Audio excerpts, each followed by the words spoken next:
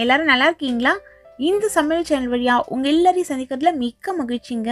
சிம்பிளான சமையல் எக்ஸலண்டான டேஸ்ட்ல வரணும்னா நம்ம சேனலை தொடர்ந்து பாருங்க. உங்களோட கருத்துக்களை கமெண்ட் செக்ஷன்ல போஸ்ட் பண்ண மறக்காதீங்க.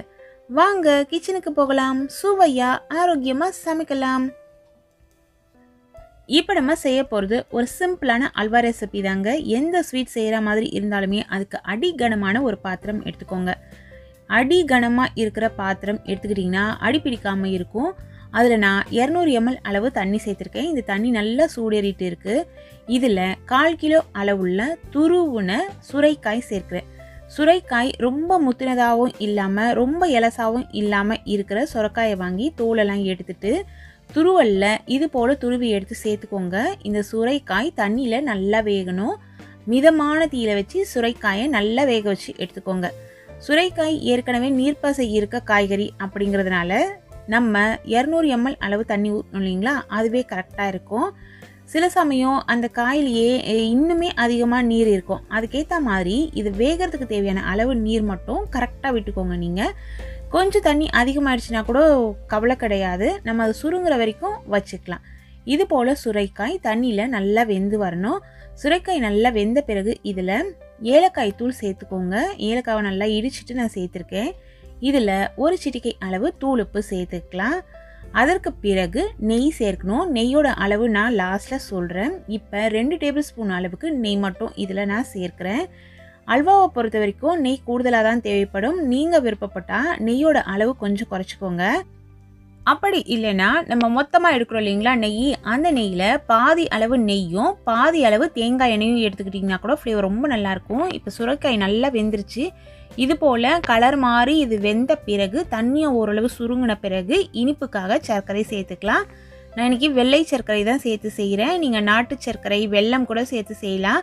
ஆனால் அதெல்லாம் சேர்க்கும்பொழுது அந்த டேஸ்ட்டும் கலரும் கொஞ்சம் மாறுபடும். நீங்கள் அதுதான் சேர்த்து செய்யணும்னு விருப்பப்பட்டால் சேர்த்து செய்யலாம்.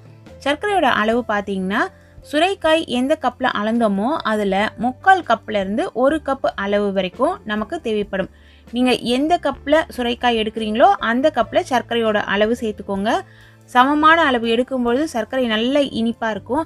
இல்லை நமக்கு ஸ்வீட்டு மிதமாக இருந்தால் போதும் அப்படின்னு நினச்சிங்கன்னா அதுக்கேற்ற மாதிரி குறைச்சி சேர்த்துக்கோங்க. அதே போல் சில சர்க்கரை நல்ல இனிப்பாக இருக்கும். சில சர்க்கரை பார்த்திங்கன்னா இனிப்பு கொஞ்சம் குறைவாக இருக்கும். நம்ம வாங்குகிற பிராண்டுக்கு ஏற்ற மாதிரி அது டிஃபர் ஆகும். நீங்கள் கூட அதை ஃபீல் பண்ணியிருப்பீங்க. சர்க்கரை சேர்த்த பிறகு இது போல் திரும்பவும் இலகலாக வரும். நல்லா நம்ம கலந்து விடணும். தேவைப்படும் போது நடுவில் நம்ம நெய் இல்லைனா தேங்காய் எண்ணெய் சொன்ன பார்த்தீங்களா, தேங்காய் எண்ணெய் சேர்த்து நம்ம கலந்து விடலாம். இந்த மாதிரி ஓரளவு நல்ல சர்க்கரை பொங்கி வர சமயத்தில் ஒரு 3 சொட்டு அளவுக்கு எலுமிச்சை சாறு விட்டுக்கோங்க. ஏன் இந்த எலுமிச்சை சாறு விடுறோன்னு பார்த்தீங்கன்னா அதிகமாக விட்டுடாதீங்க. அதிகமாக விட்டுட்டா எலுமிச்சை பழத்தோட அந்த புளிப்பு டேஸ்ட்டு நமக்கு தெரியும். 3 சொட்டு விட்டாலே கரெக்டாக இருக்கும். ஏன்னா சர்க்கரை பாகு நம்ம இது போல் அது பாகாக மாறி வரும் இல்லைங்களா சேர்த்த சர்க்கரை, அது திரிஞ்சு அதாவது கிறிஸ்டலாக மாறாமல் இருக்கும் இந்த எலுமிச்சை பழ சாறு விட்டால். அதுக்கு அடுத்தது இதில் நான் கலர் சேர்த்துருக்கேன். ஃபுட் கலர் இது ஆப்ஷனல் தான். நீங்கள் விருப்பப்பட்டால் சேர்த்துக்கோங்க, இல்லைனா இதை ஸ்கிப் பண்ணிவிடுங்க. இல்லைனா கொஞ்சமாக மஞ்சத்தூள் கூட நம்ம சேர்த்துக்கலாம். எல்லோ கலரில் கிடைக்கும், அது உங்களோட விருப்பம்தான். இது போல் நம்ம கலந்து விட்ட பிறகு இந்த சர்க்கரை இது நல்ல ஓரம் பொங்கி வருது பாருங்கள். இது போல் பொங்கி வரும்போது ஆறின பிறகு அப்படியே சர்க்கரை திரியாக கிறிஸ்டலாக ஃபார்ம் ஆகிடும். அதை அவாய்ட் பண்ணுறதுக்காக தான் நம்ம எலுமிச்சை சாறு விட்டோம். இந்த சமயத்தில் நான் வெள்ளரி விதை சேர்க்கிறேன். வெள்ளரி விதை தான் சேர்க்கணுன்றது கிடையாது. நம்மக்கிட்ட எந்த ட்ரை நட்ஸ் ஃப்ரூட்ஸ் இருக்கோ அதை நம்ம சேர்த்துக்கலாம். நீங்கள் நெய்யில் போட்டு அதை பொரிச்சிட்டு கூட சேர்த்துக்கலாம். வெள்ளரி விதை பூசணி விதையெல்லாம் சேர்க்கும்போது அதை நெய்யில் சேர்த்து நம்ம வறுக்கணும் அப்படிங்கிற அவசியம் கிடையாது.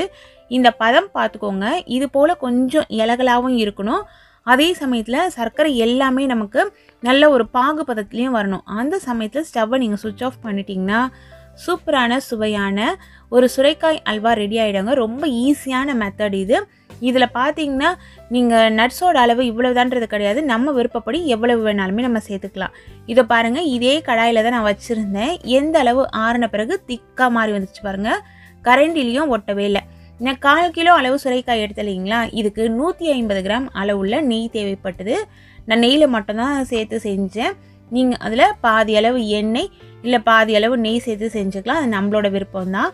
தேங்காய் எண்ணெயில் செஞ்சிங்கன்னா அந்த ஃப்ளேவர் ரொம்ப நல்லாயிருக்கும். சிலருக்கு தேங்காய் எண்ணெய் வாசனை பிடிக்காது. அப்படி பிடிக்காதவங்க என்ன பண்ணலான்னு பார்த்தீங்கன்னா வாசனை இல்லாத எண்ணெய் சேர்த்துக்கிட்டிங்கனாலும் இந்த பதம் கரெக்டாக நமக்கு கிடைக்குங்க.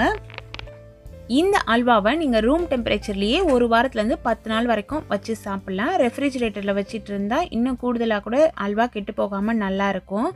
இந்த ஈஸியான சுரக்காய் அல்வாவை நீங்களும் உங்கள் வீட்டில் சமைச்சு டேஸ்ட் பண்ணி பாருங்கள்.